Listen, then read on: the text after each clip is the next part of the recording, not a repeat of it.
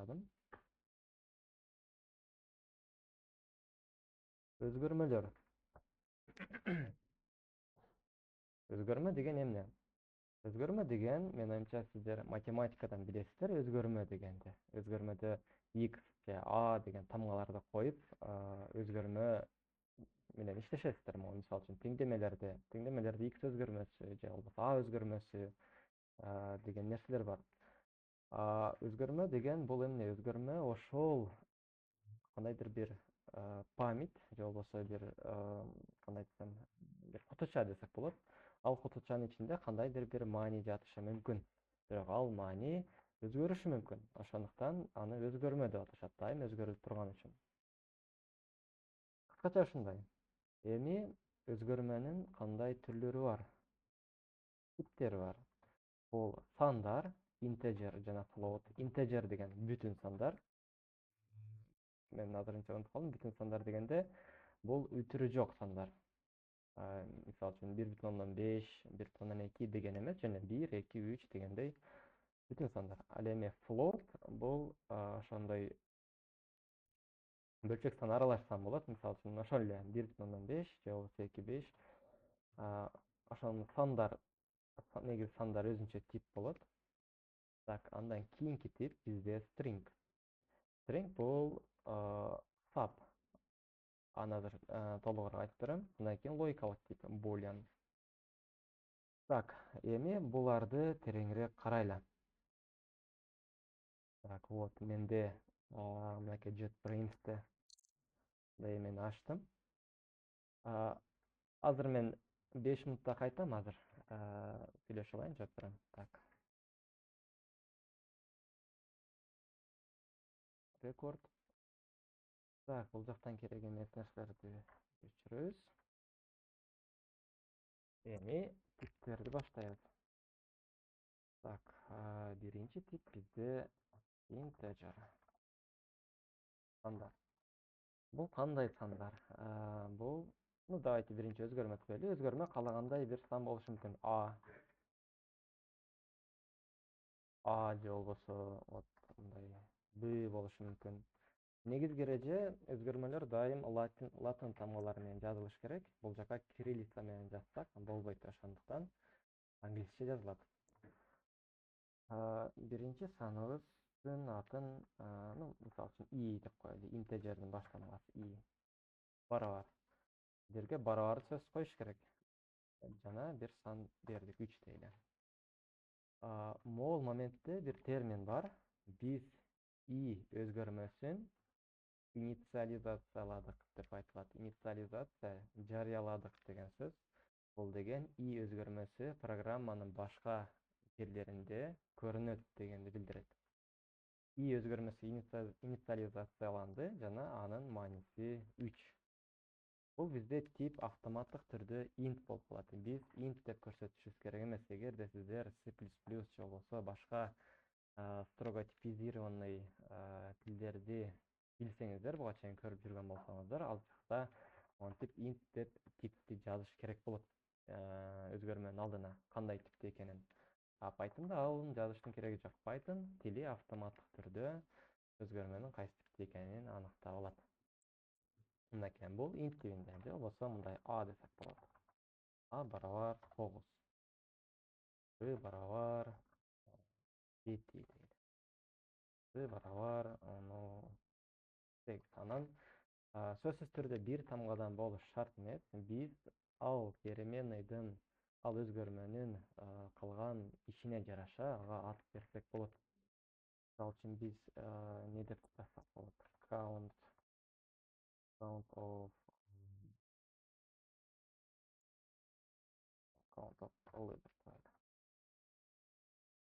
L деген лаптоп болушу мүмкүн, башка нерсе. Count of деген саны дегенде майында колдонушубуз мүмкүн. Так. Андан кийин ушундай аттарды берсек болот. Кийинки тип бизде float. Давайте мен анда жазайын. Float. Бирөө экранын көрсөтүп жатат, көрсөтүш керек эмес. Так, азыр мен ким экенин аныктайм. Жакта Эльвира. Телефондон Мунара Сыдыкова деген окшойт. Так. Телефон экранын көрсөтүштүн кереги жок. Биз улантайлы. Так, Float TV. Ага дагы биз каалагандай өзгөрмөнүн атын берсек болот. Ал тоже А же болбосо каалагандай башка тип болушу мүмкүн. Бирок ушул жерде биз маанини бергенде биз мындай түрдө маани беребиз. 9,9. Сиздерде байкачу болсоңуздар, үтүр белгиси биз кадимкидей математикада жазып жүргөн үтүр эмес, бул жакта точка коюлат. 9,9 болот. Же болбосо дагы башка перемене Т барабар 9,0 десек, бул автоматтык түрдө тиги float болуп калат. Так, переменени башкарып коеюн. Ж барабар 0,6 дейли мисалы. Вот. Ошондой эле каалагандай атты жазсак болот. Негизги максат ошол бөлчөк сандарды жазуу флотто, ал эми интте интежер сандарды. Биз мисалы үчүн флотко f равно 9 десем деле болот. Вот, бул инт болуп калды, негизи флотко да кете берет. Так, андан кийинки өзгөрмө бизде. Так, кийинки өзгөрмө бизде саптар, string. Мынакей бул жагы уже эми башкача эмеге өтөбүз. Так, эми string. String кандай болот? String тоже переменный, каалагандай переменнин атын жазсак болот. B барабар. Эми stringти башка коеюн. fh. String тырнакча менен жазылат. Тырнакча, вот тырнакчанын ичине биз кандайдыр бир сап жазабыз. Маанилүү момент, саптын ичине биз каалагандай тилде жазсак болот. Кириллица же латиница боло берет. Мисалы үчүн мен атын жазсам болот. Бетимир. Вот. Бул бир сап болуп калды. fs деген өзгөрмө, анын мааниси беттемир. Же болбосо дагы мисалы үчүн тест равно тест деген өзгөрмө, анын мааниси тест деген string. Вот, string деген ушундай. Кавычка мындай 2 кавычка болсо болот, же болбосо 1 кавычка. Айырмасы жок. Каалагандай кылып койсок болот. Так, андан кийинки переменный бизде boolean. Так, давайте.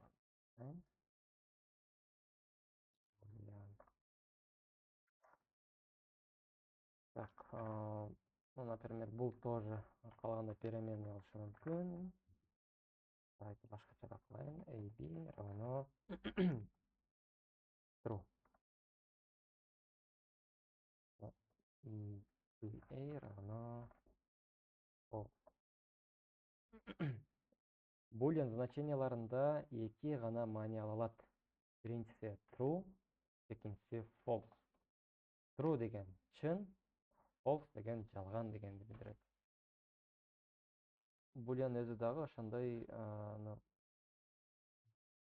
маанилик эмеси боюнча ушундай эки гана маани алат. Бул чын, кандайдыр бир шарт аткарылды же болбосо бир нерсе болду дегендей маанини билдириши мүмкүн. False жалган, мындай нерсе болбой калды. Вот, негизги ушундай 3 тиби бар Python'да өзгөрмөлөрдүн. Азыр буларды болгону жөн гана билип коюңуздар. Анын эмнеге керек экенин кийин дагы көрөбүз. Булар абдан керек. Биз аткара турган операцияларда өтө керек болот. Азыр кыскача ушундай. Андан кийин суроолорду кийин талкуулайбыз. Азыр келгиле башка темага өтөйлү. Кийинки темабыз, хотя бул жерде маалымат түрлөрүн өзгөртүү бар экен. Маалымат түрлөрүн өзгөртүү болгону бул жерде переменныйдын маанисин башкага өзгөртүү дегенди билдирет. Мисалы үчүн fg мен равно деп коем false. fч'ni мен мындайга өзгөртүп койдум. Бирок бул жакта карасаңыздар мындай астынан неме өтүп калат. Предупреждение деп коет, warning так мындай туруп, могул жерде мондай свет чыгат. Аны басканда мындай көрүнөт. Же болбосо могул жерде мондай нерсе чыгат. Аны бассаңыздар, бул жерде эмне туура эмес экенин көрсөтөт. Declared if you define the box without usage. Могул эме колдонулбай туруп эле өзгөртүп атат деген маанини билдирет. Негизи бул коркунучтуу эмес, болгону маанисин ушинтип өзгөртсөк болот, маалыматтардын маанисин. Так, кийинки тема бизде операторлор. Вот, давайте ушуларды жакшылап карайлы. Операторлор биринчи бизде арифметикалык операторлор деп аталат. Бул кадимки эле биз билген кошуу, кемитүү, көбөйтүү, бул бөлүү, могул болсо калдык алуу, бөлгөндөн кийин бул эме калдыксыз бөлүү, бул даражага көтөрүү болуп эсептелинет. Муну иштетип көрмөйүнчө айтуу кыйын.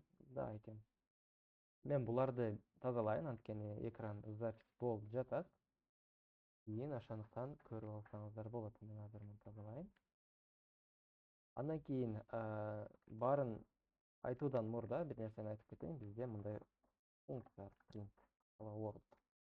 Азырынча муну жөн гана иштетип туруңуздар. Print. Муну как консольго чыгаруу үчүн колдонобуз деп түшүнсөңүздөр болот. Сосын бассам, мына консольго, вот могул консоль деп аталат могул жер. Консольго могул строканы чыгарып берди. Бул негизи функция. Функциялардын кандай иштешин жана функциялар эмне экенин биз кийин карайбыз.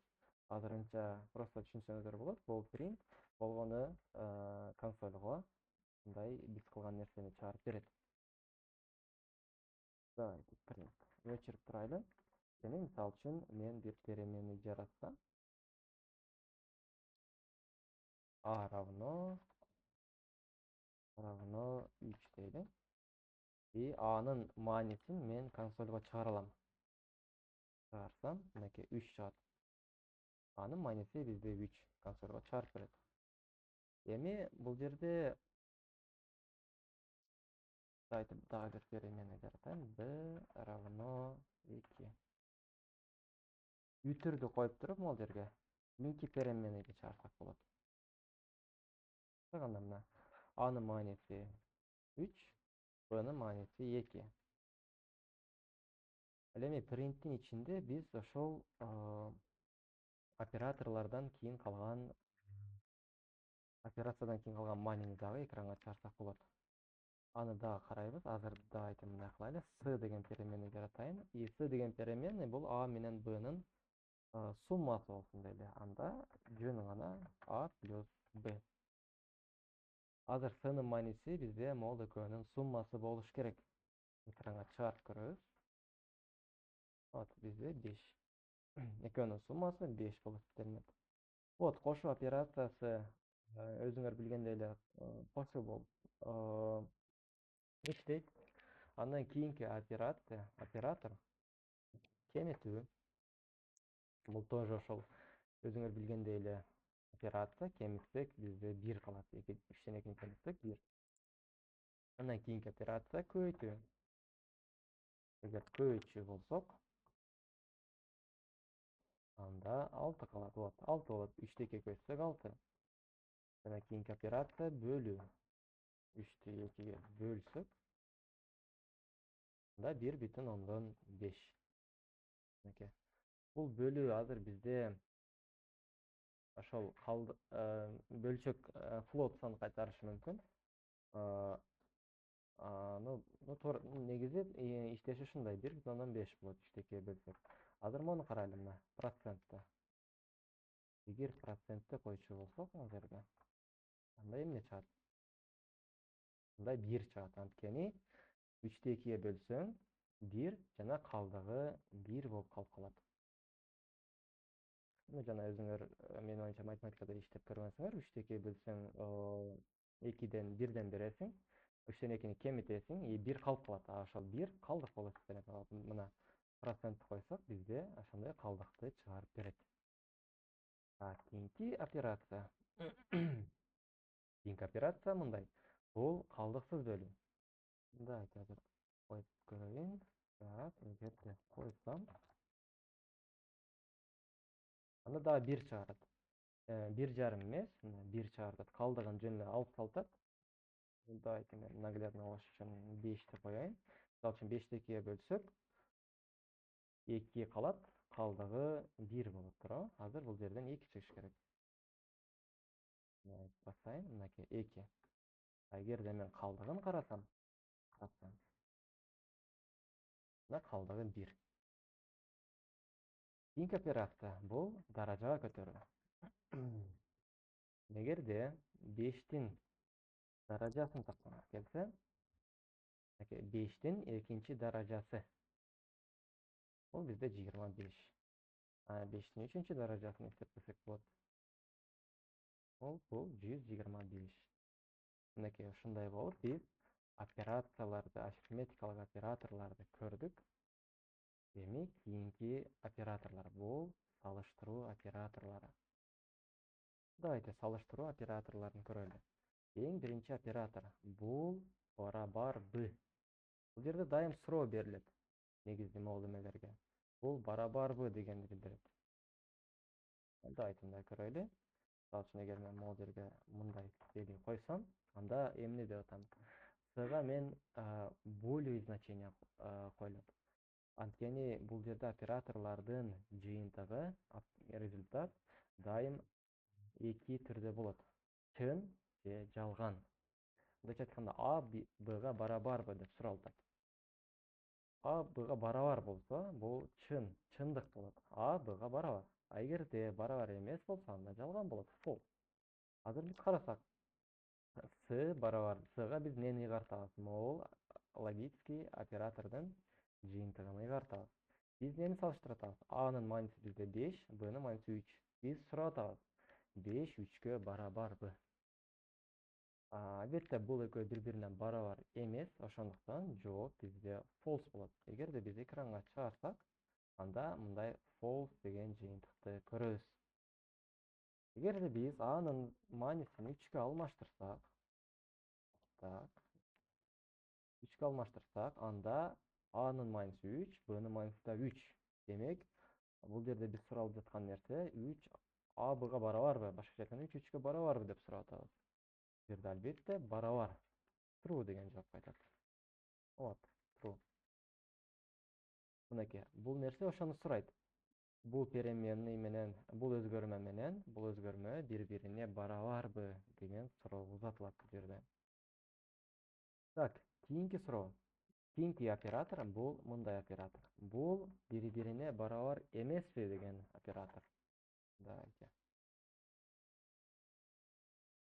Мындайча суроо атат бул жерде. А Б'га барабар эмеспи? Бизде А Б'га барабар. Ошондуктан бул жер бизге false кайтарат. Сени барабар эмеспи деп сурап жатат. Эгерде бул жер 5 болгондо, анда экөө бири-бирине барабар эмес ооба. Анда бул жерде true кайтмак. Давайте. True. Анткени 5 3-кө барабар эмес. Эгерде мен 3 койсом, бул жерде 3 3-кө барабар, анда бул жерде false кайтат. Бар бири-бирине барабар эмес. Давайте. Keyingi оператор бул кичинеби деген оператор. Давайте аны коеюн. Мындай коюлат. Бул математикада деле өтүлөт, кичине баягыдай салыштыруу депчи. Математикалык теңдемелерде көрүп жүрөсүңөр. Эми бул дагы суроосу, бул жакта турган переменный, онун дайым бул жагын карайбыз, сол жагын. Анан бул оң жагы, оператордун оң жагы. А Б'дан кичинеби деп суралат. Бул жерде эч качан мындайга карабайбыз. Б Адан кичинеби деп айтпайбыз. Дайым бул жактан кетебиз. А Б'дан кичинеби. Эгерде иштетсек, false кайтат, анткени А Б'дан кичине эмес. А Б'га барабар. Ошондуктан false кайтат. Эгерде биз бул жерге 4 койсок, эмне кайтат? А Б'дан кичинеби? А 4, Б 3 болот. Эгерде биз карасак, анда false кайтат, анткени А Б'дан кичине эмес, А Б'дан чоң. Эгерде биз 1 деп койсок, анда бул жерге false. А быдан кичинеби? Ооба, А быдан кичине. Так, бул ушундай кичинеби деген оператор. Андан кийинки оператор бул чоңбу деген оператор. Мындай коебуз. А быдан чоңбу деп суралат эми. Эгерде иштетсек, false кайтат, анткени А быдан чоң эмес, А быдан кичине. Эгерде мен бул жерге 5 деп жазсам, анда true кайтат, анткени А быдан чоң. Кийинки операторлор, вот, бул оператор. Бул кичинеби же барабарбы деген оператор.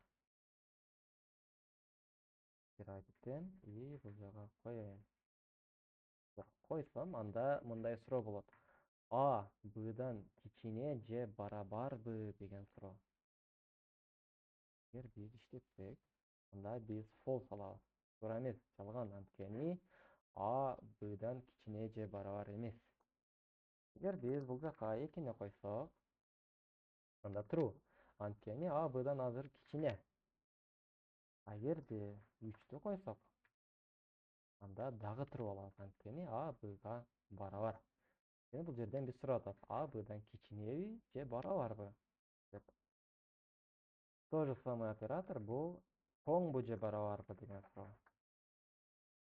Мындай кылайын. Эгер муну койсок, анда true алабыз, анткени А быга барабар. Эгерде биз бул жака 5-ти койсок, анда дагы true алабыз, анткени А быдан чоң.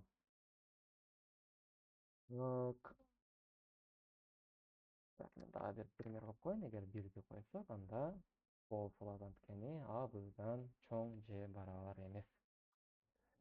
Бул логический операторлор болду. Эми бул салыштыруу операторлор болду. Эми логикалык операторлор. And or not.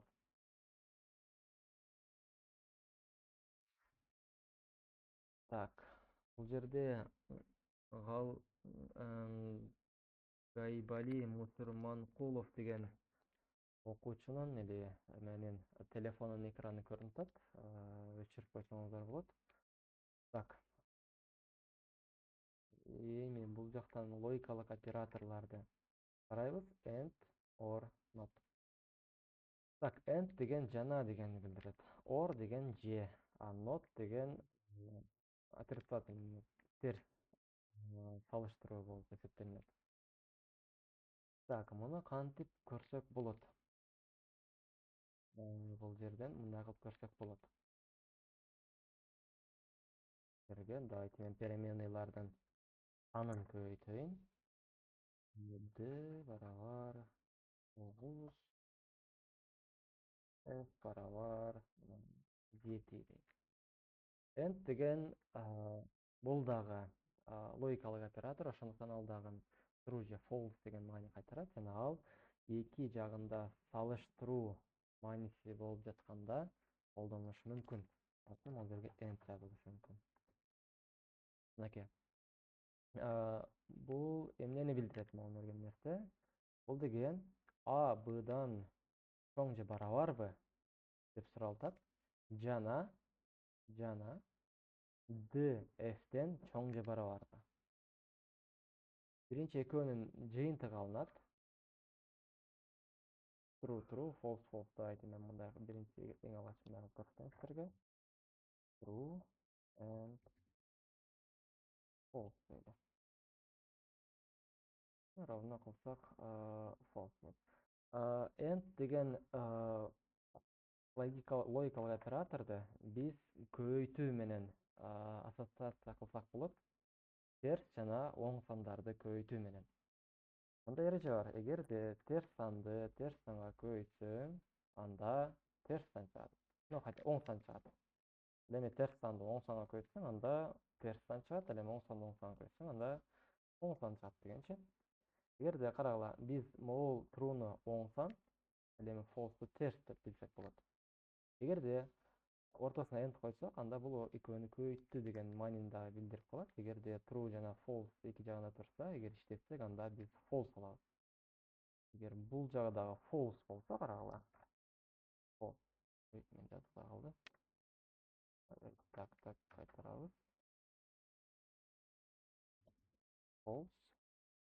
Анда биз терс санга көйт да, биз койсок. False and false. Хотя терс саналабыз ба. Анан кийин true болгондо true алабыз. Так. Бул дайым true кайтарыш үчүн бул оператордун эки жагында салыштырмалуу же болбосо башка операторлор болот жана алардын жыйынтыктары келип туруп аягында чечмеленет. Эгерде эки жагы тең true болсо, анда жыйынтык true болот. Эгер эки жагынын хотя бы бир жагы false болуп калчу болсо, анда жыйынтык false болот. Жана мен адашкан окшойм, минус санды минус санга көбөйтсөң, так, минус сан. Так, дальше end деген ушундай, эми or деген оператор бар. Or уже башкачараак. Бул жакта же бул true болуш керек. Мисалы үчүн бир жагы false. Мисалы үчүн бул жагы true и бул жагы false болуп калды. Бул жакта условие аткарылбай калды, а бул жакта аткарылды. Ал учурда or деген же аны же муну деген маанини билдирет. Эгерде биз муну кайтарсак, true деген маанини алабыз. Так, бул жерде эгер false койсок, да false алабыз. Вот, false. Азырынча ушуларды жана дагы могул оператор бар. Not деген. Not кандай кылынат? Жерде not true. Бул деген ошол алдагы boolean значениянын тескерисин алып берет. Мисалы үчүн бул жака true жазсак, ал аны false кылып берет. Вот, false кылып берди. Эгерде false деп жазсак, да true кылып берет.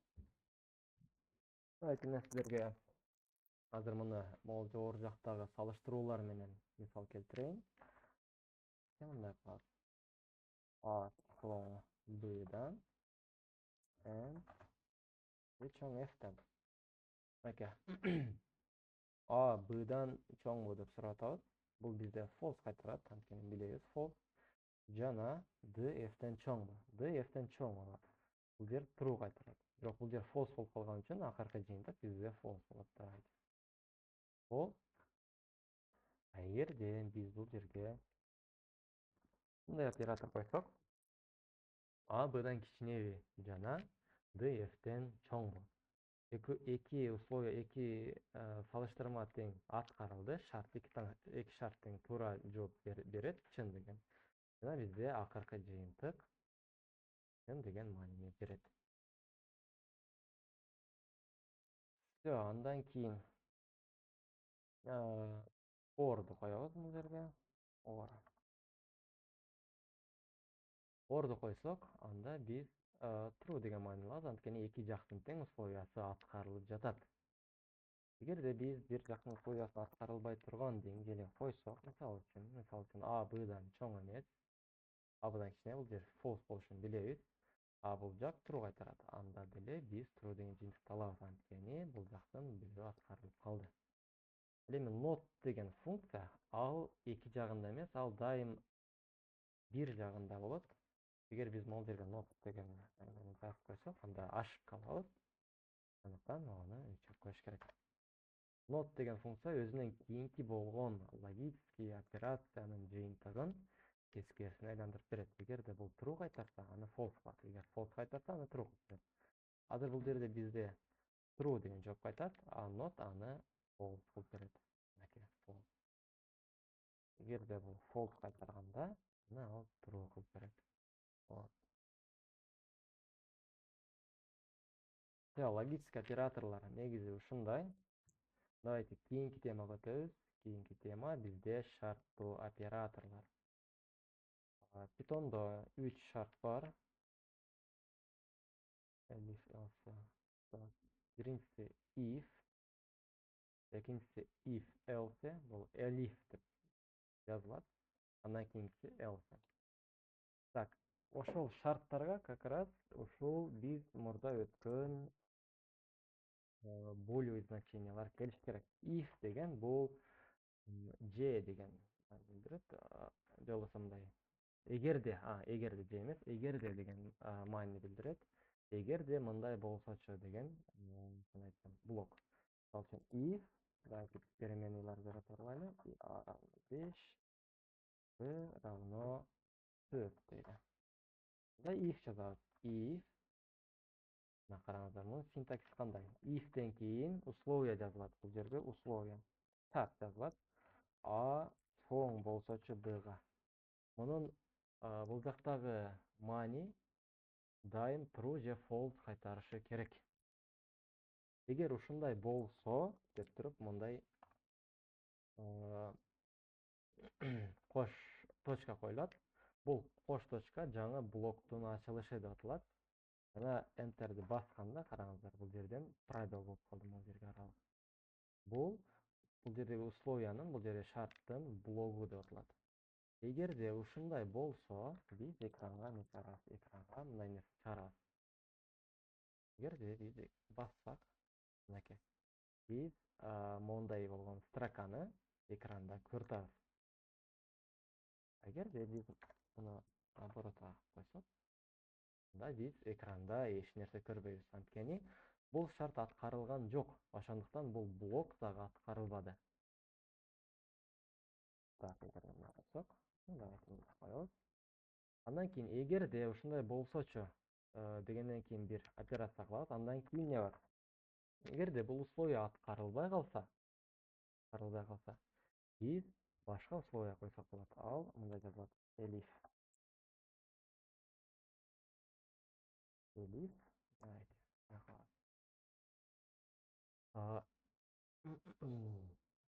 андан биз муну карадык. А бдан кичине болсо, анда муну чыгар. Эгерде А бдан чоң болсо, анда муну чыгар деп. Эгерде биз бассак, мынакей, биздин условиябыз бул жерден мынакей могул аткарылды дагы, бул строка бизде экранга чыкты. Биз бул жерге мындай условия койсок болот. Барабар b деген. Мындай көрөбүз. Анда бизде консольго эч нерсе чыккан жок. Анткени 5 бдан 4төн кичине эмес, ошондуктан бул аткарылбады. Жана дагы бир условия койгонбуз. Андан кийинкисин аттады. Бул 5 4кө барабар эмес. Ошондуктан бул блок дагы аткарылбады. Андан кийин бизде үчүнчү блок койсок болот. Да, могул if бир жолу аткарылат, коюлат. Андан кийин могу elifти биз каалаганча койсок болот. Давайте бул условия аткарылбагандан кийин дагы бир elif койсок болот. Elif мисалы үчүн мен бул жерге жөн эле false деп койсом. False болсо мындай значение чыгарып койсом болот. Давайте муну чыгарайын. Эгер байкачу болсоңуздар, моунун эмеси кара түс болуп калды. Бул эмне дегенди билдирет? Бул жерде биздин редактор, могул JetBrains автоматтык түрдө аныктады, что бул блок эч качан аткарылбайт. Анткени биз if false деп койдук.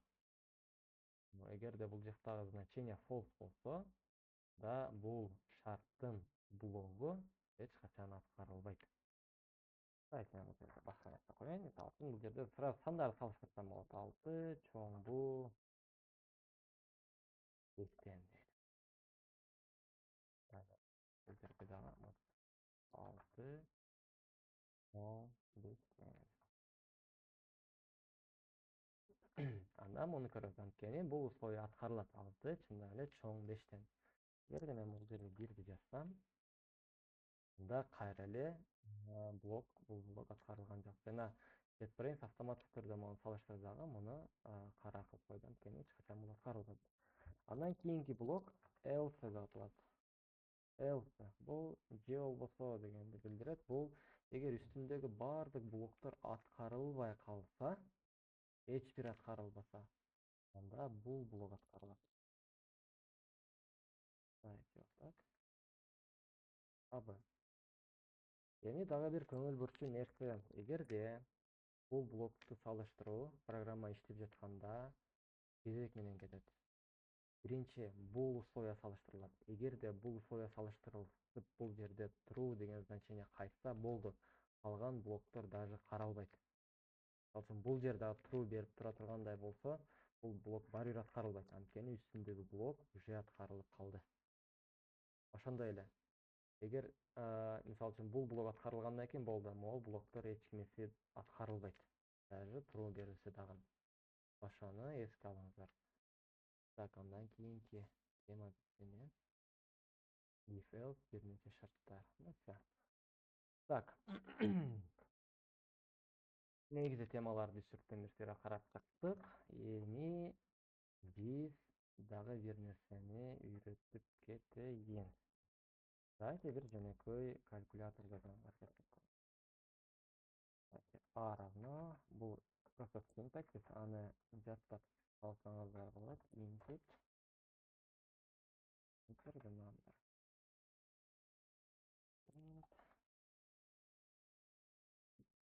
Бул жерде эмне? Могул input деген тоже функция. Функцияларды айтып өткөндөн кийин карайбыз. Азыр жөн гана билип алыңыздар. Бул эмне билдирет? Бул консольдон биз номер киргизебиз жана ал номерди переменныйга ыйгаруу үчүн колдонулат деп билсеңиздер болот. Эгерде мен программаны иштетсем, анда мындай нерсе чыгат, караңыздар. Enter a number. Мен бул жерге каалагандай бир номер жазам. 5. Жана бул жерге башка номер жазам. 3. Жана мен бул жерге койгон оператор бар. Плюс койгонмун. А плюс Б. Демек, мен азыр Enter'ди бассам, кийинки операция аткарылат. Азыр программа могул жерде турат, күтүп турат. Менин Enter басышымда. Эгер Enter'ди бассам, анда экөөнү мага кошуп берет. Так, бул азыр input автоматтык түрдө строканы алат. Бул 5-3 жөнүндө жабыштырып салды. Ал строкалардын операцияларын биз кийин карайбыз. Азыр мындай нерсе коюш керек. Строкалар чоң тема катары кийин карайбыз. Int кылайын.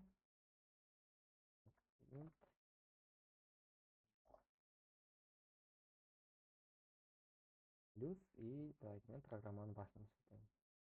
Номер жазам 3 2. Вот 3 менен 2-ни кошуп берди.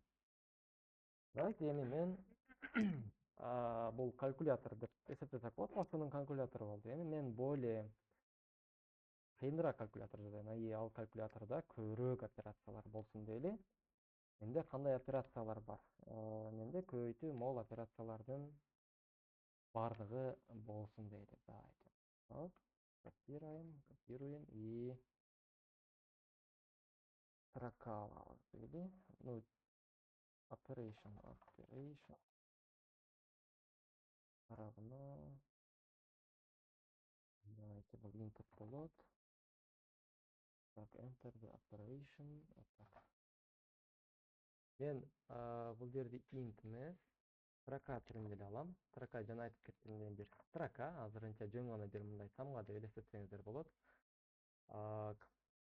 Эми алдым дейли. Андан кийин эмне кылам? Андан кийин мен условия менен салыштырам. Эгерде операция кошуу болсо, мен сырттан кошууну киргизсем, анда мен эки эмени кошуп чыгарып берем.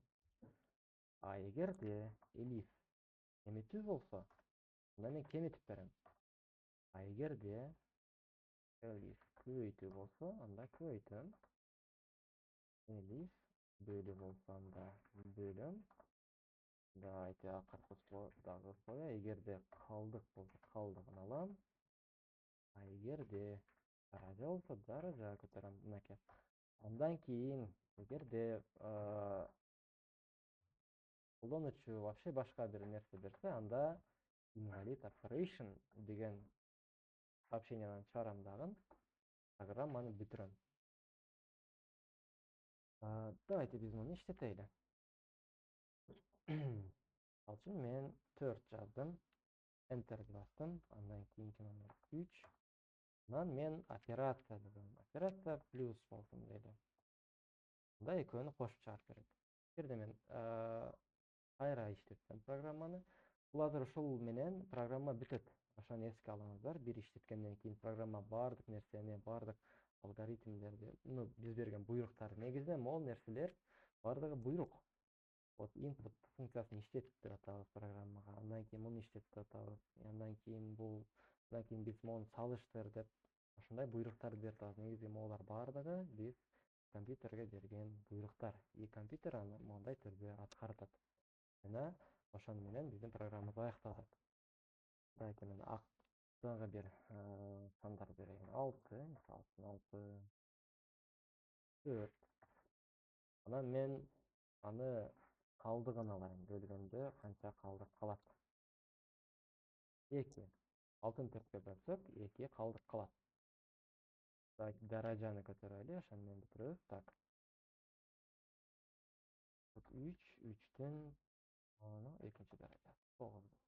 Аны да даражаны жазалым. Даража и мынакей 3түн экинчи даражасы бизде 9 болот.